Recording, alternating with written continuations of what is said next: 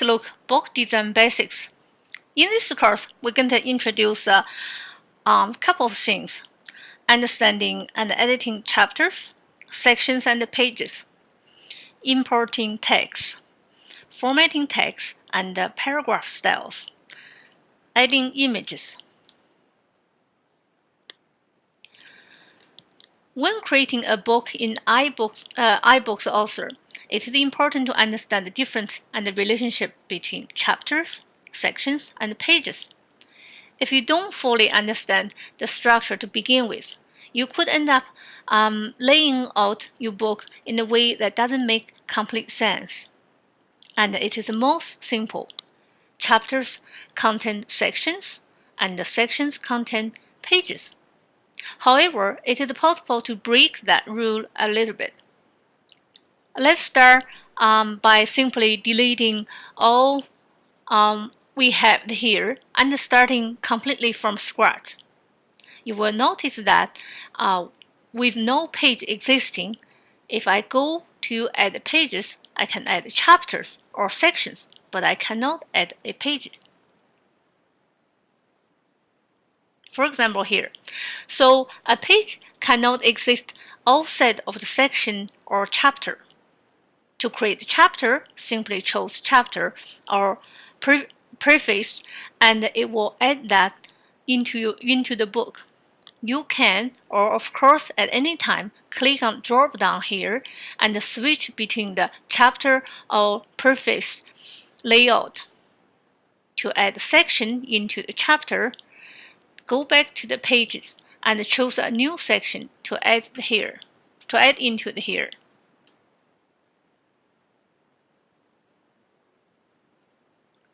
You can manually add pages to that now by choosing Add Pages and selecting the layout, or pages will automatically be added for you as you add content into the section.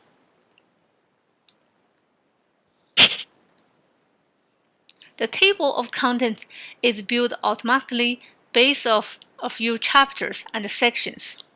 This is the table of content.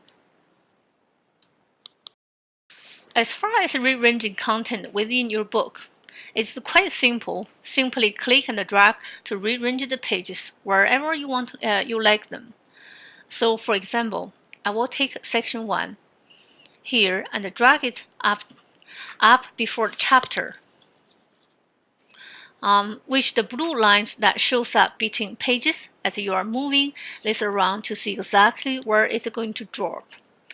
You may want to add a section before a chapter if it is something like a foreword or dedication or a copyright, that you may put it at the end.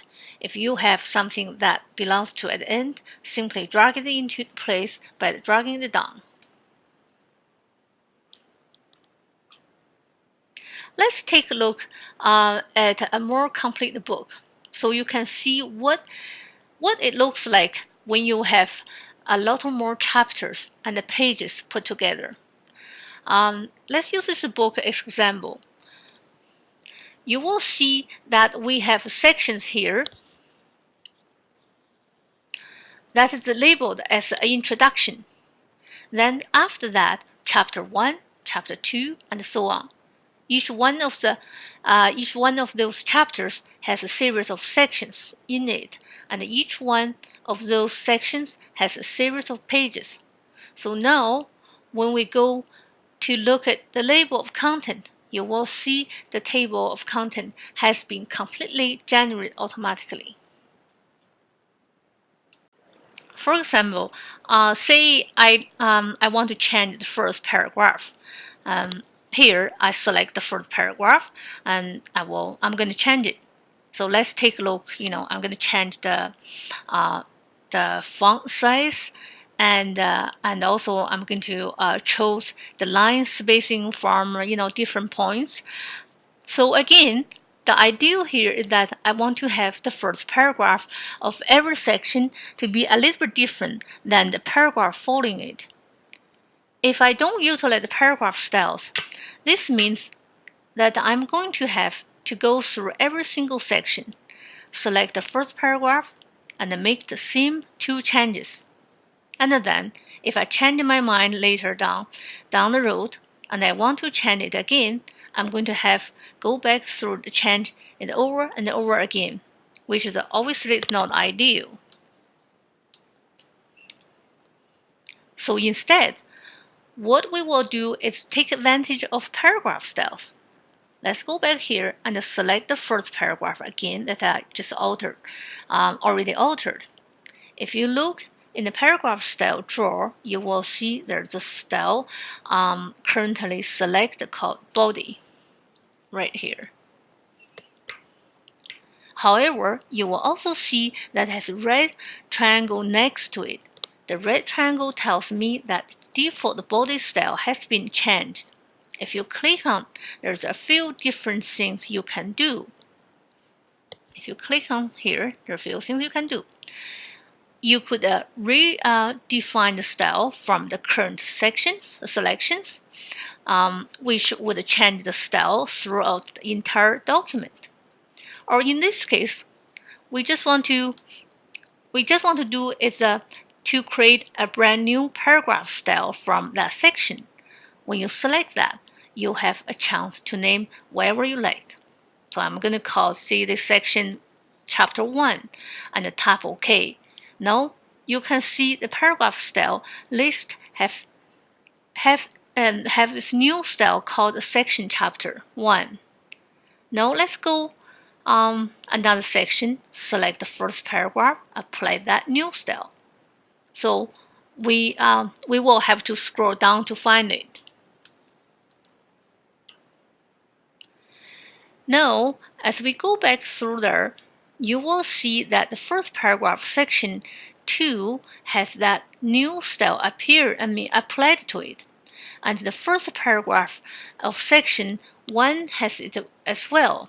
You could now go through your document and apply that style to the first paragraph of each section. But again, let's say that we change our mind. I'm going to go and select this no, and this time instead of being regular font, I'm going to make something else. Once again, you will notice that section chapter is currently selected, but also turned red. So from here, instead of creating a new paragraph style, I'm simply redefine the style from the current selection. And that means is when I go back to section 2, I will see that the first paragraph is taken on the italic format as well. Utilizing paragraph styles is the only way to ensure consistency throughout your entire document.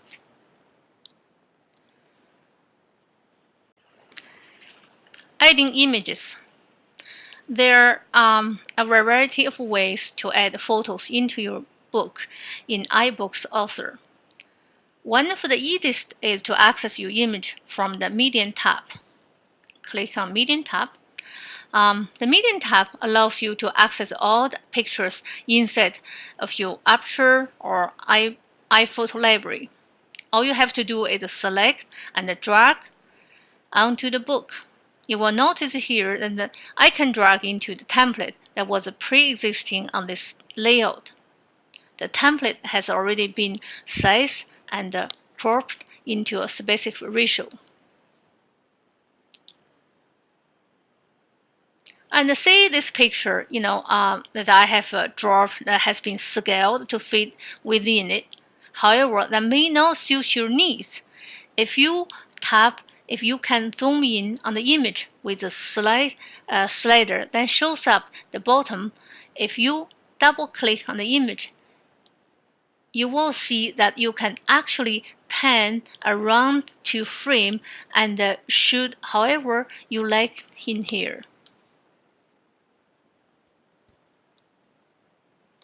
You may not always be adding an image into a pre-existing template. However, you may want to add an image onto the page that doesn't have a template, such as this one here. For example, select another photo from Medium browser and simply drag and drop it onto the page. When you do this, you will notice in this page that the text is automatically flow around the photo, that you can reposition it wherever you like. Adding images from the Medium browser is only one way of getting your photos into iBooks Author. You may also simply have a folder full of the picture on the desktop. Once you add an image into your project, there's quite a lot that you can do with it. You can reposition, resize it, rotate it, and borders and more. To reposition, simply click and drag the photo to put it wherever you like in the document. That's all for this week.